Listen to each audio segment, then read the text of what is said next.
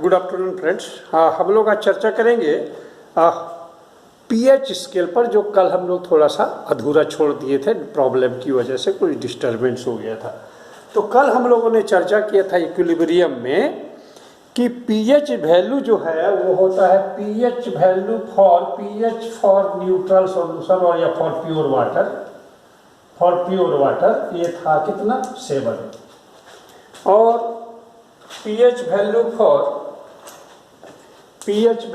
For acidic solution जो था, acidic solution वो था less than 7, and pH value for basic solution जो था and that was your greater than 7। ये क्लास 10 में भी हम लोग थोड़ी बहुत चर्चा किए थे, इसलिए बहुत बड़ी बात नहीं है।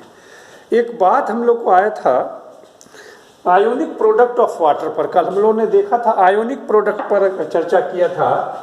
Ionic product of water KW represented by KW से जो हम लोग रिप्रेजेंट करते हैं आयोनिक प्रोडक्ट ऑफ वाटर को KW, तो KW का जो वैल्यू मिला था कल हम लोग बोलते थे hydronium ion concentration into hydroxide ion concentration, and at 298 Kelvin its value is 10 to the power minus 14, 1 into 10 to the power minus 14 which may be written as 10 to the power 14। अब क्या है, अगर हम निगेटिव लॉगरिथम ले ले, taking negative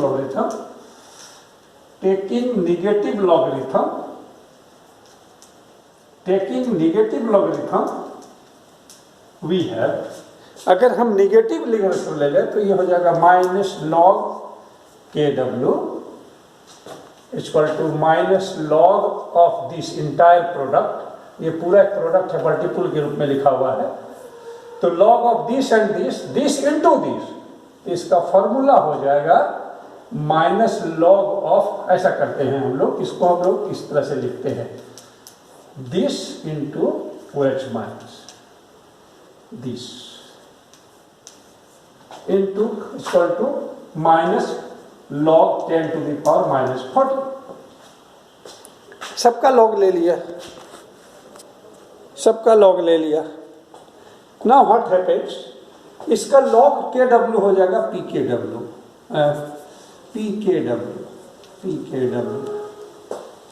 log इतना equal to PKW, और ये जो हो जाएगा इसको दो भाग में बांटेंगे, तो negative log of hydronium ion concentration और माइनस, क्योंकि होना तो चाहिए प्लस में बट इस माइनस का इफेक्ट पूरे में रहेगा, इसलिए minus negative log of hydroxide ion concentration, और इसका वैल्यू हो जाएगा 14 माइनस, और minus 14 will come over here, और लॉग 10 का वैल्यू 1 होता है, तो 14 इंटू 1 जो कि 14, और PKW इक्वल टू, इसको हम लोग लिखेंगे PH और इसको लिखेंगे POH और इक्वल टू 14। यानी एक इक्वेशन मिला कि PKW इक्वल टू होता है PH प्लस POH, और इसका टोटल दोनों का sum of the two becomes 14 at 298 Kelvin. ठीक है, तो with this few words of about PH हम लोग अब चर्चा करेंगे आयोनाइजेशन कांस्टेंट। ये था आयोनिक प्रोडक्ट ऑफ वाटर, ये वाटर के लिए था। अब हम लोग ये देखेंगे कि अगर कोई एसिड है और स्पेशली वीक एसिड है, when that acid is dissolved in water, to what extent does it dissociate? And what will be the value of the constant? तो ionization constant of weak acids, ionization constant of weak acid, ionization constant of weak acids,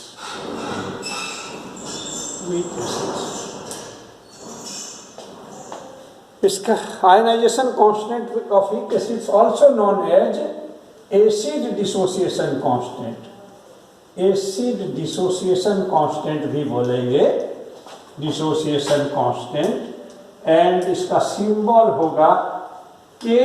A stands for acid, A इसलिए दिए कि ये acid को represent करने के लिए हम लोग यूज कर रहे हैं, एसिड के लिए। एसिड डिसोसिएशन कांस्टेंट के बारे में चर्चा होगी। तो कहता है कि सपोज करो कि हमारे पास HX नाम का कोई एसिड है HX, और इसको वाटर में डिजॉल्व किया H2O में डिजॉल्व किया, तो क्या होने जा रहा है? हम लोग जानते हैं ब्रॉडस्टेट लॉजिकल कॉन्सेप्ट के हिसाब से कि अगर ये एसिड है और वीक एसिड है तब तो ठीक है और अच्छी बात है, तभी तो ये इक्विलिब्रियम होगा, मैंने 100% आयनाइज नहीं होगा। Then it will donate its proton to water. तो जैसे ये वाटर को प्रोटॉन डोनेट करेगा, water will become H3O plus aqueous, और ये बच जाएगा X माइनस एक्वस। तो इस प्रकार का एक इक्विलिब्रियम इस्टेब्लिश होगा, इस प्रकार का एक इक्विलिब्रियम इस्टेब्लिश होगा। ठीक है, अब इसका अगर हम when the equilibrium will be established, एक इक्विलिब्रियम कांस्टेंट होगा Kc का वैल्यू होगा hydronium ion concentration X minus halide ion concentration और डिवाइडेड बाय HX का कंसंट्रेशन और H2O का कंसंट्रेशन, जो कि OH2 है pure liquid. Equilibrium constant Kc का वैल्यू इतना होगा। बट हम लोग जानते हैं कि पूरा मीडियम एक तो वाटर एक्सेस में लिया गया है और सारा सॉल्यूशन एक वाटर में बनाया गया है, तो कुल मिलाकर पूरे डब्बे में या पूरे कंटेनर में वाटर की मात्रा बहुत अधिक होगी, जिसका नतीजा होगा कि, और ऐसे भी हम लोग जानते हैं कि प्योर लिक्विड का कंसंट्रेशन जो है कांस्टेंट होता है। तो this is constant and this is constant. इस दोनों को अगर हम मिला दें तो यहाँ से अगर इसको हम हटा दें इसको, तो इस कांस्टेंट का एक नया नाम हो जाएगा Ka, और इसी का नाम है एसिड डिसोसिएशन कांस्टेंट। तो ये हमारा इक्वेशन बन गया A या 1 या कुछ भी। ये एक तरीका है कि एक्सप्रेशन इतना हुआ कि, अच्छा इसको आप सिंपल मैथमेटिक्स से समझ सकते हो कि अगर हमारा ये एसिड स्ट्रॉन्गर है तो ज्यादा से ज्यादा ये H प्लस लिबरेट करेगा, जितना ज्यादा अपना H प्लस निकाल देगा, लिबरेट करेगा, उतना ये सब हाइड्रोनियम और X माइनस बनेगा, और प्रोडक्ट साइड में जितना ज्यादा कंसंट्रेशन होगा यहाँ पर उसका वैल्यू बढ़ा हुआ दिखेगा, और ये कम जाएगा क्योंकि ये खर्च हो रहा है, ये कम हो ये दोनों ज्यादा हो, तो सिंपल मैथमेटिक्स कहता है कि इसका वैल्यू ज्यादा होगा। निष्कर्ष निकला जो एसिड स्ट्रॉन्गर होगा, जितना स्ट्रॉन्गर होगा उसका Ka वैल्यू उतना ही ज्यादा होगा। तो आज के बाद से याद रखो कि 2, 3, 4, 5, 10 एसिड दिए हुए हैं, then the acid with the highest value of K will be the strongest. 2 acid में कंपेयर करना हो, the acid with greater value of K will be the stronger acid. ये आज के बाद। अब तुम्हारे यहाँ टेबल दिया हुआ है, हम लोग 212 पेज में है ओल्ड बुक वाले में, नए बुक वाले में पता नहीं 16, 17, 18 पेज में कहीं 20 तक में होगा। एक टेबल दिया हुआ है, कुछ एसिड्स के नाम दिए हुए हैं। एक एसिड का नाम है hydrochloric acid, then nitrous acid, then formic acid, then niacin, then acetic acid, then benzoic acid, then hypochlorous acid, then hypocyanic acid और फिनॉल। ये सब एसिड का नाम दिया हुआ है, और गौर करोगे तो इसमें से कोई भी स्ट्रॉन्ग एसिड नहीं है, कोई भी, क्योंकि हमने कहा कि आयोनाइजेशन ऑफ वीक एसिड पर चर्चा करें तो जो जो वीक है उसी सब का K वैल्यू दिया हुआ है, और इस वीक में से इनमें से सबसे स्ट्रॉन्ग कौन है ये चुनना है फ्रॉम योर K वैल्यू। तो इस टेबल में जिसका K वैल्यू सबसे ज़्यादा होगा वही स्ट्रॉन्गेस्ट एसिड होगा। और मेरे ख्याल से जो हम देख पा रहे हैं इसमें क्या कहते हैं, nitrous acid seems to be the strongest acid, उसी का Ka वैल्यू सबसे ज़्यादा लग रहा है, नाइट्रस। अब क्या है, इसको अदरवाइज दूसरे तरीके से, ये तो हुआ कि एसिड डिसोसिएशन कांस्टेंट जिस एसिड का ज़्यादा होगा वो स्ट्रॉन्ग होगा, जिसका कम होगा वो कम होगा। अब है क्या, हम लोग कैसे डिग्री ऑफ या एक्सटेंट ऑफ आयनाइजेशन निकाल सकते हैं, और इनिशियल कंसंट्रेशन मालूम है तो इक्विलिब्रियम के समय का कंसंट्रेशन कैसे मालूम होगा। तो उसके लिए हम लोग एक टेबल देंगे, इसी इक्वेशन के नीचे टेबल देंगे, इनिशियल कंसंट्रेशन लिखेंगे। सपोज करो कि इसका इनिशियल कंसंट्रेशन C है, इसका कंसंट्रेशन लिखेंगे नहीं तो लिमिटलेस है, बहुत ज़्यादा है, ये 0 है और ये 0। और अगर डिग्री ऑफ आयोनाइजेशन अल्फा है, मतलब जब तक में इक्विलिब्रियम अटेन करेगा तब तक में ये जितना लिए हैं इसका अल्फा हिस्सा, अल्फा पार्ट यूज हो जाएगा, डिकम्पोज कर जाएगा, डिजॉल्व होकर आयन बना देगा। तो इसमें चेंज इन कंसंट्रेशन इसका होगा, चेंज इन कंसंट्रेशन होगा इसका सी अल्फा माइनस, चूंकि ये घटने वाला इसलिए माइनस कर देंगे, और जितना ये खर्च होगा उतना ही बनेगा। एक हाइड्रोजन लूज होगा तो एक हाइड्रोनियम बनेगा, 10 तो यूज लूज होगा 10 तो बनेगा, तो ये हो जाएगा सी अल्फा प्लस और ये भी हो जाएगा सी अल्फा प्लस। तो इक्विलिब्रियम कंसंट्रेशन कितना हो गया? इक्विलिब्रियम कंसंट्रेशन मैंने इक्विलिब्रियम अटेन करने पर कंसंट्रेशन कितना हो गया? सी माइनस सी अल्फा, क्योंकि शुरू में लिए इतना और इतना माइनस हो गया तो सी माइनस सी अल्फा। ये शुरू में था 0 तो प्लस किए तो 0 प्लस इतना 0 प्लस इतना। तो ये सब जो टर्म्स हैं, ये जो सी माइनस सी अल्फा और C alpha, these are the equilibrium concentration. ये सब क्या है? इक्विलिब्रियम कंसंट्रेशन है। अब इसको अगर हम लोग अभी थोड़ा देर पहले जो इक्वेशन लिखे तो अगर पुट करें, then our value comes out to be, तो के का वैल्यू क्या होगा हमारा? के का वैल्यू, अभी जो इक्वेशन आया था के, उसमें हमने देखा था के का वैल्यू आया था हाइड्रोनियम का कंसंट्रेशन। तो हाइड्रोनियम का कंसंट्रेशन था, इस तरह से लिखा हुआ था, हाइड्रोनियम का कंसंट्रेशन, हैलाइड का कंसंट्रेशन और इधर HX का कंसंट्रेशन। इसके एवज में अगर हम वैल्यू पुट करें तो हाइड्रोनियम का हो गया सी अल्फा, हैलाइड का भी हो गया सी अल्फा और इसका हो गया सी माइनस सी अल्फा, यही वैल्यू निकला। अब इसको थोड़ा सॉल्व करते हैं फर्दर जब हम सॉल्व करते हैं तो देखते हैं, अगर हम ऊपर में सी अल्फा छोड़ दिया, नीचे सी कॉमन ले लिए तो 1 माइनस अल्फा, एक सी कैंसिल हो जाएगा, फाइनली के का वैल्यू बचेगा, यानी फाइनली के का जो वैल्यू आएगा के का, वो हो जाएगा C alpha square divided by 1 minus alpha. अब यहाँ से देखो, हम लोग को तो पता है क्या इनिशियल कंसंट्रेशन सी, कितना कंसंट्रेशन लिए हैं शुरू में HX का, that is known to us. और यदि कहीं टेबल से एसिड डिसोसिएशन कांस्टेंट पता है तो हम अल्फा निकाल लेंगे सॉल्व करके, यानी ये पता कर लेंगे कि इसका डिग्री ऑफ डिसोसिएशन कितना है, so this is one thing. अब हम लोगों ने देखा था क्या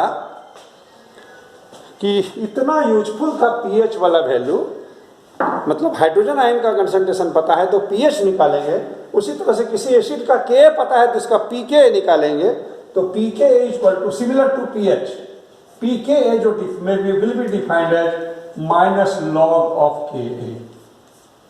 जो भी किसी एसिड का के वैल्यू होगा उसका निगेटिव लॉगरिथम ले लेंगे तो उसका पीके निकल जाएगा, निकल जाएगा। अब कहता क्या है कि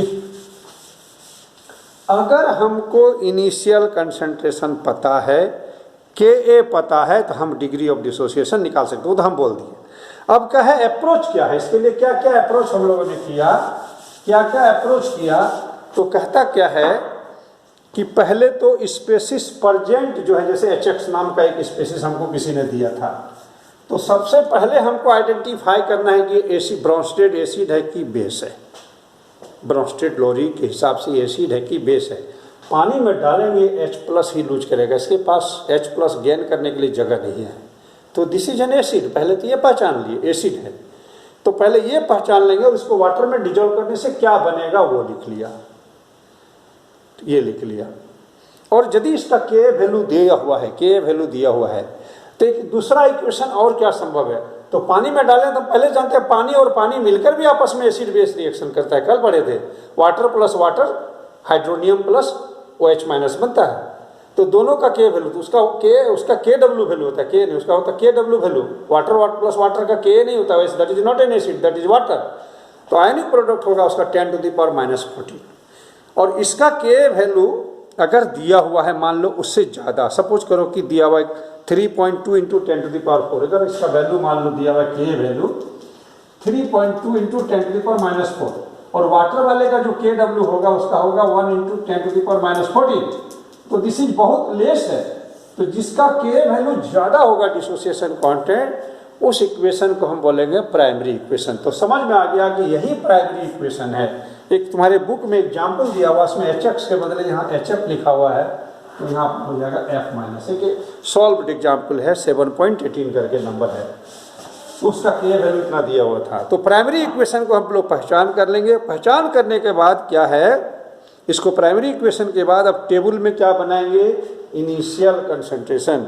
तो HF का इनिशियल कंसंट्रेशन कितना दिया हुआ है, क्वेश्चन में दिया हुआ है क्या, नहीं, हाँ इनिशियल कंसंट्रेशन दिया हुआ है इसका 0.02 m।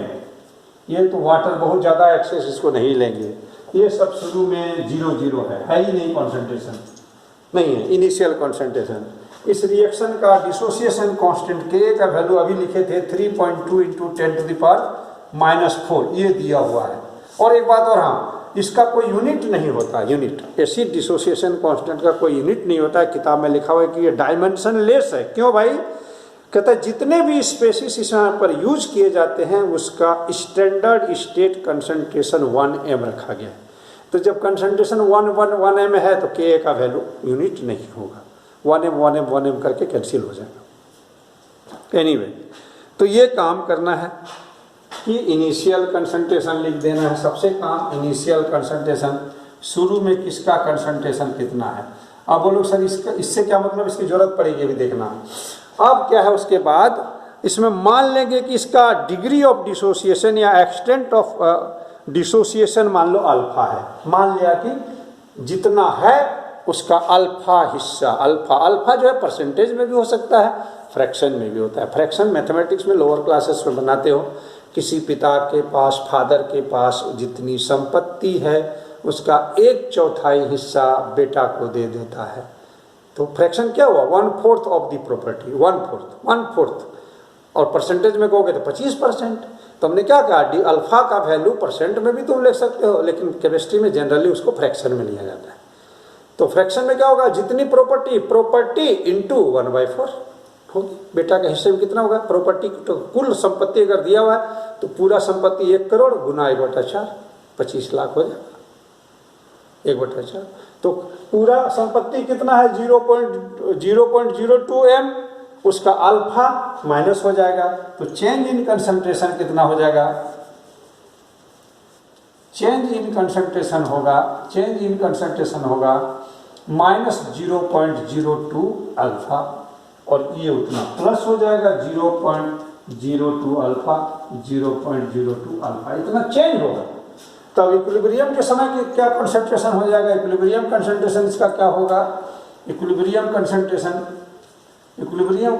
होगा, इसमें इतना माइनस हो जाएगा, 0.02 में 0.02 अल्फा माइनस हो जाएगा, यहाँ पर 0.02 अल्फा 0.02 अल्फा हो गया। अब इसको वही जो डिसोसिएशन कांस्टेंट वाला जो वैल्यू है उसमें बैठा देंगे, तो Ka का वैल्यू कितना हो जाएगा, हाइड्रोनियम का कंसंट्रेशन है 0.02 अल्फा, फ्लोराइड का है 0.02 अल्फा, और इसका है 0.02 माइनस 0.02 अल्फा। इसमें से अगर कॉमन ले लेते हैं एक ही बार में, अगर हम अगले लाइन में ले लेते हैं कोई दिक्कत नहीं है,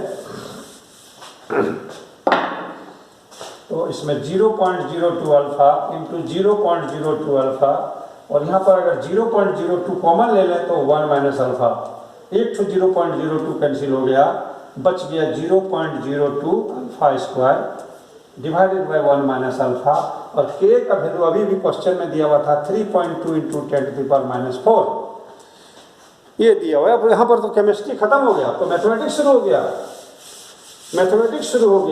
क्या मैथमेटिक्स हो गया, मैथमेटिक्स ये हुआ, अगर हम साइड से क्रॉस मल्टीप्लाई करें तो एक साइड में हो गया 0.02 alpha square equal to 1 into इतना और अल्फा इतना, तो इक्वल टू हो गया -3.2 इंटू 10⁻⁴ अल्फा, और 1 इंटू इतना का मतलब +3.2 इंटू 10⁻⁴। ये क्वाड्रेटिक इक्वेशन हो जाएगा, थोड़ा सॉल्व करेंगे तब 0.02 alpha square plus 3.2 into 10⁻⁴ alpha और -3.2 10⁻⁴।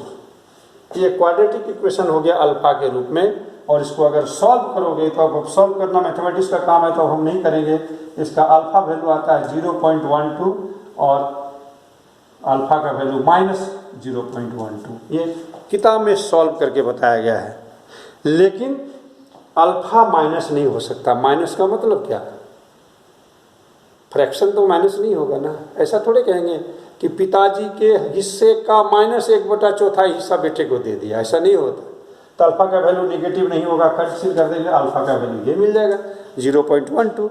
अब जैसे अल्फा का वैल्यू मिल जाएगा तो डिग्री ऑफ डिसोसिएशन हो गया 0.12। 0.12 को परसेंट में बनाना है तो 12% होगा। 100 से गुना कर दो। फ्रैक्शन को जैसे 1/4 का कितना परसेंट हुआ? किसी की संपत्ति का 1/4 हिस्सा गया, इसका मतलब 1/4 बने 1/4 को 100 से गुना करो 25% हुआ।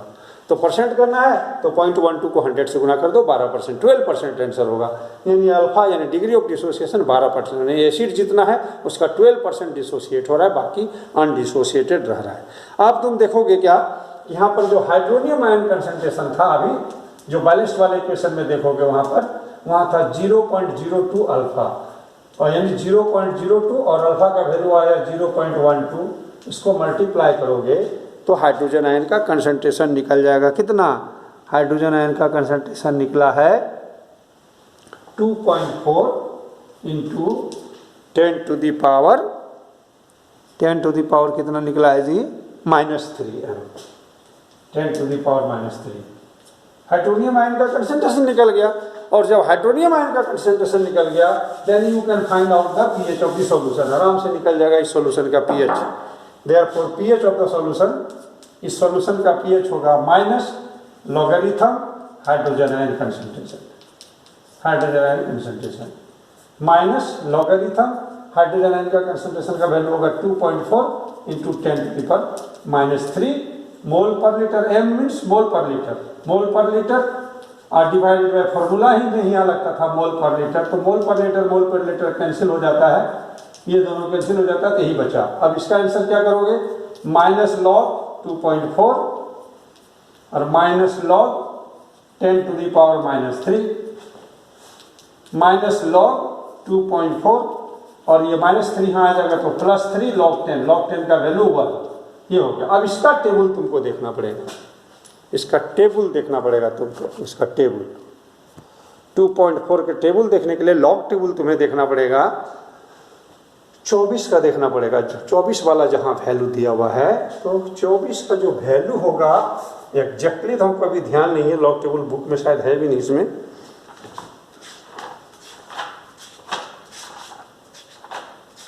लॉग टेबल इसमें नहीं है, बट ये रफली जो है इसका वैल्यू, जैसे log 20 का वैल्यू होता है और log 30 का वैल्यू होता है। log 20 अगर जाए कहीं टेबल पे देखोगे तो 3010 के बराबर होगा, और इसका देखोगे तो 4771 के बराबर होता है। ये है 2.4 लगभग बीच में। 30 और 47 17 होता है, 17 यानी 16 3 जैसा लगता है इसका वैल्यू 38 होना चाहिए, इतना लगभग होना चाहिए इतना इसका वैल्यू। तो माइनस इसका वैल्यू हो गया 0.38 आप +3, इसको सॉल्व करोगे तो 2.62 आंसर आएगा पीएच 2.62। ये इस किताब में दिया हुआ 2.62। तो इस तरह से सॉल्यूशन का पीएच भी निकल गया, अल्फा का वैल्यू निकल गया 0.12, हाइड्रोजन आयन का कंसंट्रेशन निकल गया 2.4 और हाइड्रोजन आयन का कंसंट्रेशन किसी सॉल्यूशन का निकल गया, then there is no difficulty in finding the pH of the solution. तो ये हुआ आयनाइजेशन ऑफ वीक एसिड्स। अब हम लोग चर्चा करेंगे ionization of weak bases. Ionization of weak bases, ionization of weak bases, ionization of weak bases.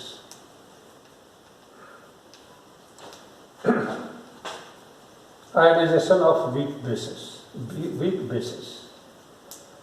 तो मान लिया जाए कि MOH नाम का कोई वीक बेस है, इसमें वाटर डाल दी, और अगर वीक है अगर ये बेस तो ये टूटेगा मेटल में और हाइड्रोक्साइड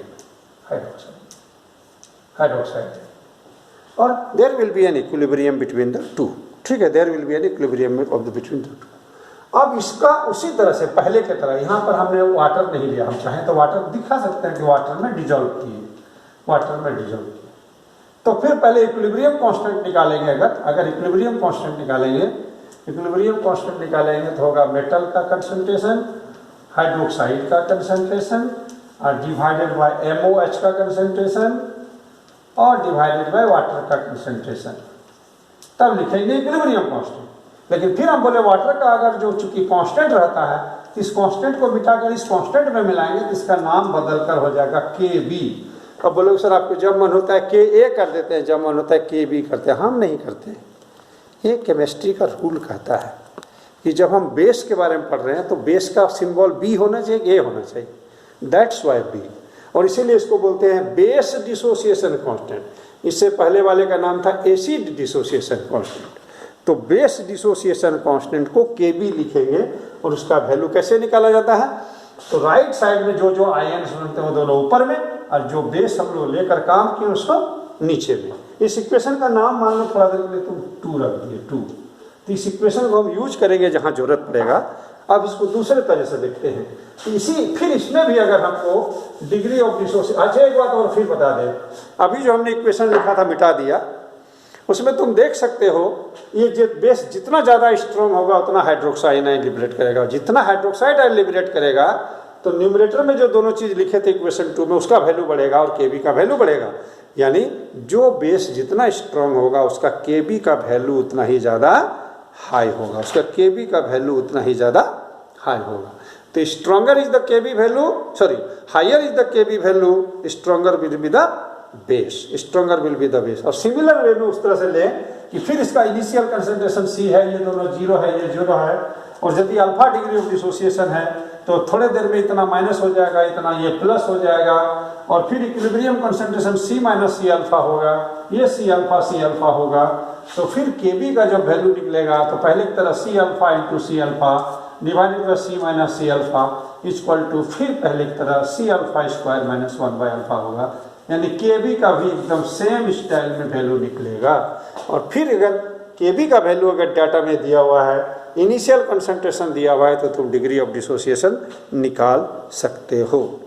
ठीक है, तो सिमिलर वे में अभी जब पता चला कि किसी बेस का KB वैल्यू अगर ग्रेटर है तो वह मोर बेसिक होगा, अगर उसका भी अगर हम लोग फिर से लिखें वही PK भी निकालना चाहें जिस तरह से pH निकालते हैं तो माइनस लॉग ऑफ KB निकालना पड़ेगा, माइनस लॉग ऑफ KB इस फॉर्मूला से निकल जाएगा। अब जरा हम लोग देखें KA और KB में भी कोई रिलेशन है क्या? है। अगर जो हम KA निकाले हैं और जो KB निकाले हैं वो दोनों कंजुगेट एसिड बेस पेयर अगर है तो relation between KA and KB, relation between KA and KB, relation between KA and KB, KA और KB के बीच में रिलेशन।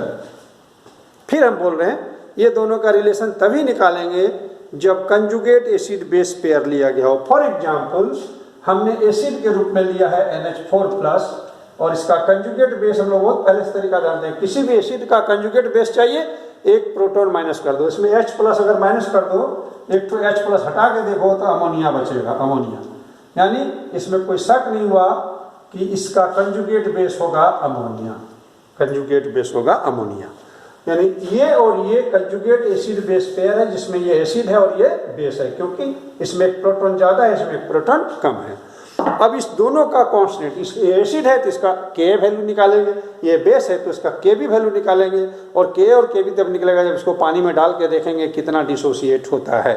तो सबसे पहले हम लोग NH4 वाला शुरू करते हैं, NH4+, इसको पानी में डाल के देखते हैं। पानी में डालने से क्या होता है, ये बनता है अमोनिया और बनता है हाइड्रोनियम आयन। तो K वैल्यू कितना होगा इसका, अमोनिया, हाइड्रोनियम आयन और क्या होगा डिवाइडेड बाय NH4+, NH4+। और इसका वैल्यू प्रैक्टिकली पाया गया है, किताब एक्सपेरिमेंटली जो है इसका वैल्यू साइंटिस्ट लोगों ने पाया है 5.6 × 10⁻⁻⁻, इतना पाया है लोगों ने, इतना वैल्यू। हमने इससे स्टार्ट किया, इससे इसको वाटर में डाला, क्या क्या बना, और डिसोसिएशन कांस्टेंट। अब हमको इसको भी नहीं छोड़ना, अब यहाँ से शुरू करते हैं, थोड़ा बाएं तरफ देखते हैं। अमोनिया, पता नहीं दिखेगा किधर, देखते हैं, आई शैल ट्राई कि दिख जाए। थोड़ा बाएं घुमा देते हैं, बाएं घुमा देते हैं, थोड़ा बाएं।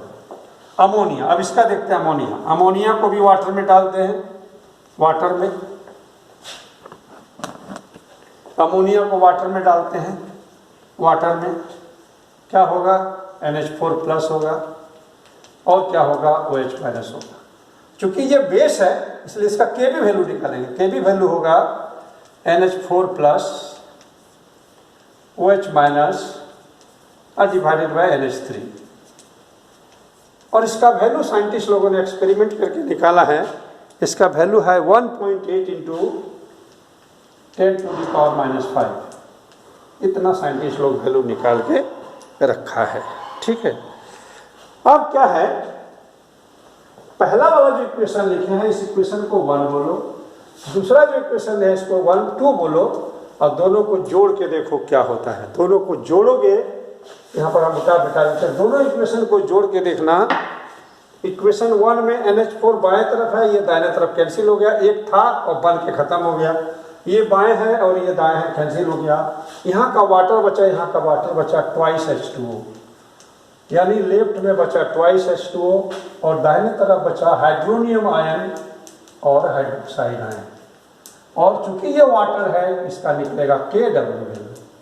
वाटर का जो कांस्टेंट होता है डिसोसिएशन कांस्टेंट Kw लिखाता है, तो Kw इक्वल टू होगा H3O+ और OH- और इसका